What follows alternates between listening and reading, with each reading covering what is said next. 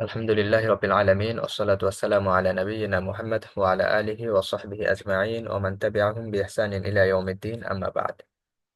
সহজ পদ্ধতিতে আরবি শিক্ষার আজকে আমাদের চতুর্থ ক্লাস। গত ক্লাসগুলোতে আমরা মুবতাদা খবর নিয়ে আলোচনা করেছি। পাশাপাশি গত ক্লাসে আমরা আলোচনা করেছি মুদফ মুদফ ইলাইহি নিয়ে।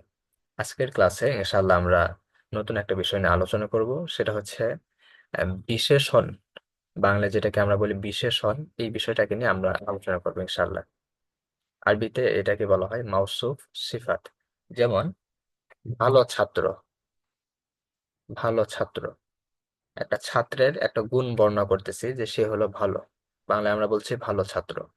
এরপর আমরা বলতে পারি যে সুন্দর ফুল, এটা আমরা বলতে পারি যে সুন্দর ফুল।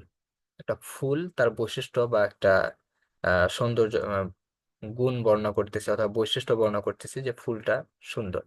এছাড়া আমরা বলতে পারি যে ছেঁড়া খাতা, অথবা এই রকম যেই বৈশিষ্ট্য বা গুণ বর্ণনা করা হয় অথবা দোষ বর্ণনা করা হয়, যদি আমরা বলতে চাই যে কোনো বিষয়ের দোষ, যেমন কি ময়লা কাপড়, এ কাপড়ে একটা দোষ বর্ণনা করছি। তো এই ধরনের যেই দোষ অথবা গুণ বর্ণনা করা হয়, এটাকে আরবিতে বলা হয় মাউসুফ আর সিফাত। এই বিষয়টা নিয়ে আজকের আলোচনা ইনশাআল্লাহ আমরা করব। তো শুরুতে আমরা বেশ কিছু শব্দ একটু দেখে নেই, যে শব্দগুলো সাধারণত দোষ অথবা গুণের জন্য আমরা ব্যবহার করি। যেমন কি পুরাতন, নতুন। কদিমুন মানে পুরাতন, জাদিদুন মানে নতুন। এরপর ওয়াসিফুন মানে নোংরা, নাজিফুন মানে পরিষ্কার। সাইয়্যুন মানে মন্দ, জাইয়্যিদুন মানে ভালো। জাকিয়ুন মানে মেধাবী, গবিয়ুন মানে বোকা। জামিলুন মানে সুন্দর, কবিহুন মানে কুৎসিত। এরপরে ছোট, সগীরুন মানে ছোট, কাবিরুন মানে বড়। এগুলো হলো আমাদের গুণবাচক যেগুলো, এগুলো। আর এখানে গুণবাচক না, নিচের গুলো এগুলো জাস্ট এমনিতে এগুলোর সাথে আমরা ব্যবহার করতে পারি আর কি, এমনিতে এর সাথে সাথে দেওয়া হয়েছে আর কি। ইমরাতুন মানে মহিলা মানুষ, রজুলুন মানে পুরুষ মানুষ, বিনতুন মানে আহ বালিকা, ওয়ালাদুন মানে বালক, বাবুন মানে দরজা, নাফিজাতুন মানে জানালা। এখানে অনুবাদটা মনে হয় হয়ে গেছে, স্কিপ হয়ে গেছে। নাফিজাতুন মানে হচ্ছে জানালা, বাবুন মানে দরজা, নাফিজাতুন মানে হচ্ছে জানালা। তো এই যে শব্দগুলো আছে, এই শব্দগুলো আমাদের একটু আয়ত্ত করে নিতে হবে। পাশাপাশি এই অর্থবোধক অন্যান্য যেসব শব্দ আমাদের প্রয়োজন, সেগুলো আমরা গুগলে সার্চ দিলে পেয়ে যাব, অথবা চ্যাট জিপিটি কে বললেও আপনাকে বলে দিবে শব্দ। তো আশেপাশে আপনি যেগুলোকে আপনি দেখতে পাচ্ছেন, সেগুলো সম্পর্কে শব্দগুলো আপনি নিজে নিজে আয়ত্ত করার চেষ্টা করেন। প্রত্যেকদিন কমপক্ষে 5টা করে শব্দ আপনি যে কোনো জায়গা থেকে শব্দ কালেক্ট করতে পারবেন। গুগলে জিজ্ঞাসা করলে আপনাকে প্রতিদিন 5টা করে শব্দ বলে দিবে।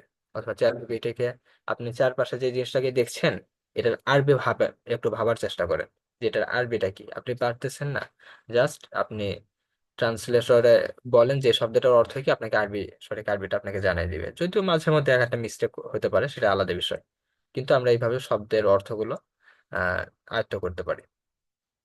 তো এখানে আরেকটা বিষয়, যে কদিমুন মানে পুরাতন, জাদিদুন মানে নতুন, এগুলো হচ্ছে পুরুষবাচক শব্দ। এগুলোর সাথে যদি আমরা গোলতা যুক্ত করি, যেরকম কদিমুন আছে, এর সাথে যদি আমরা গোলতা যুক্ত করি তাহলে সেটা হবে স্ত্রীবাচক শব্দ। যেমন আমরা যদি এটাকে বলি কদিমুন, এর সাথে যদি আমরা বলি যে কদিমাতুন, আহ, কদিমাতুন, এখন এটা হলো স্ত্রীবাচক শব্দ। তো যখন আমরা কোনো ছেলে মানুষের, যেমন আমরা যদি বলি এই যে বাবুন, আমরা যদি দরজার একটা বৈশিষ্ট্য বর্ণনা করতে চাই, তাহলে কি হবে? বাবুন কদিমুন, কদিমুন। এখানে দেখি বাবুন আহ কদিমুন, অর্থাৎ পুরাতন দরজা। বাবুন কদিমুন, পুরাতন দরজা। আমরা যদি জানালার কোনো একটা বৈশিষ্ট্য বর্ণনা করতে চাই, জানালা, হয়ে গেল। আচ্ছা, জানালার যদি একটা বর্ণনা করতে চাই, তখন কি হবে? কদিমুন, আর তখন হবে না, তখন স্ত্রীবাচক শব্দ কদিমাতুন হবে। কদিমাতুন, কদিমাতুন হবে। কারণ কি? কারণ আরবিতে জানালা যে শব্দটা আছে, আরবিতে জানালা জানালা শব্দটা হচ্ছে স্ত্রীবাচক শব্দ। সুতরাং তার যখন কোনো গুণ আমরা বর্ণনা করব অথবা দোষ বর্ণনা করব, সেটাকে স্ত্রীবাচক শব্দে আমাদের আনতে হচ্ছে। তার নাফিজাতুন, কদিমাতুন। তো এই জন্য এই যে শব্দগুলো আছে, সবগুলো শেষে জাস্ট গোলতা যুক্ত করলে এগুলো স্ত্রীবাচক শব্দ হবে। জাদিদুন নতুন, জাদি দাতুন, এটাও মানেও নতুন, শুধু স্ত্রীবাচক। নাজিফুন মানে পরিষ্কার, নাজিফাতুন মানেও পরিষ্কার, শুধু স্ত্রীবাচক শব্দ। যেমন জাকিউন মেধাবী ছেলেদের জন্য, আর মেয়েদের জন্য জন্য হচ্ছে জাকিয়াতুন। আমরা বাংলাদেশে আমরা এটা মেয়েদের নামও আছে জাকিয়া। জাকিয়া আমরা মেয়েদের নাম অনেক রাখি, মাশাআল্লাহ সুন্দর নাম। জাকিয়া মানে হচ্ছে এই মেধাবী, মেয়েদের মধ্যে যারা মেধাবী তাদেরকে জাকিয়া বলা হয়।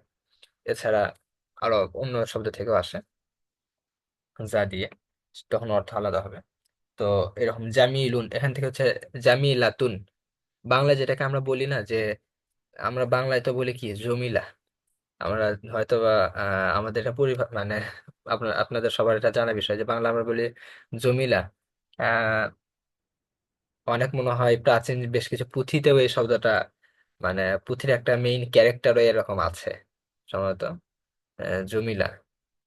তো এই জমিলা হচ্ছে এই যে এই জামিলুন এই শব্দের সাথেই জাস্ট একটা গোলতা যদি যুক্ত করে দেওয়া হয়, যে জামিলাতুন, এই যে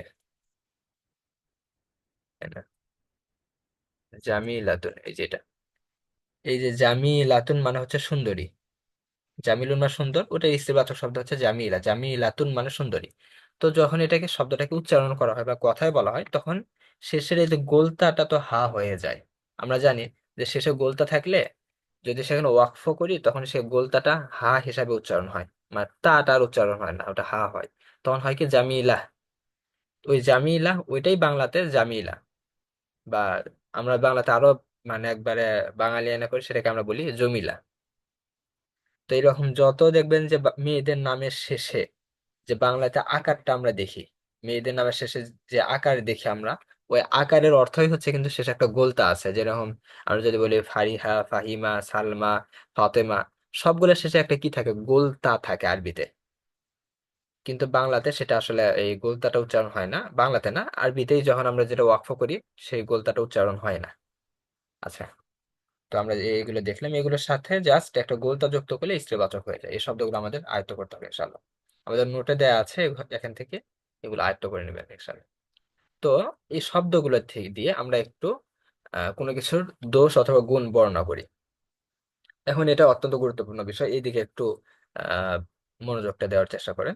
সেটা হচ্ছে যে মেধাবী ছাত্র। দেখেন আমরা বাংলা কি বলছি, এই যে এখানে বাংলা আমরা বলছি মেধাবী ছাত্র। তো মেধাবী ছাত্র বলার জন্য বাংলায় প্রথমে কিন্তু দোষ অথবা গুণটাকে আমরা প্রথমে উল্লেখ করছি। বাংলায় দোষ অথবা গুণটাকে আমরা প্রথমে উল্লেখ করছি যে মেধাবী ছাত্র। এই যে মেধাবী ছাত্র, এটাকে আমরা প্রথমে দোষ অথবা গুণ যেটা, এটাকে প্রথমে উল্লেখ করতেছি। এরপরে আমরা আনতেছি কি, এরপরে আমরা আনতেছি যে কার দোষ বর্ণনা করতেছি সেটা। প্রথমে দোষ গুণ, এরপরে যার দোষ গুণ গুণ বর্ণনা করতেছি তাকে উল্লেখ করতেছি। কিন্তু আরবিতে এটার উল্টাটা হয়, যার দোষ গুণ বর্ণনা করতেছেন সেটাকেই প্রথমে আনতে হবে। এখানে ছাত্রের দোষ গুণ আমরা বর্ণনা করতেছি, আরবিতে এই ছাত্র শব্দটাই আগে আসবে, তলিবুন। এরপরে তলেব সম্পর্কে কি বলতে চাচ্ছেন, যে সে ভালো খারাপ বা যেই দোষ অথবা গুণটা বর্ণনা করতে চাচ্ছেন সেটাকে এখন আনতে হবে। এখন কি বর্ণনা করতে চাচ্ছি আমরা, মেধাবী, সুতরাং এখন মেধাবীর আরবিটা আসবে জাকি ইউন। বাংলায় যেটা প্রথমে আসতো আরবিতে সেটাই শেষে যাচ্ছে, বাংলায় যেটা শেষে আসতো আরবিতে সেটাই প্রথমে আসছে। তাহলে মেধাবী ছাত্র আরবি কি হবে, প্রথমে ছাত্র এরপরে মেধাবী, তলিবুন জাকিয়ুন, মেধাবী ছাত্র, মেধাবী ছাত্র। আচ্ছা, আহ একটু আমি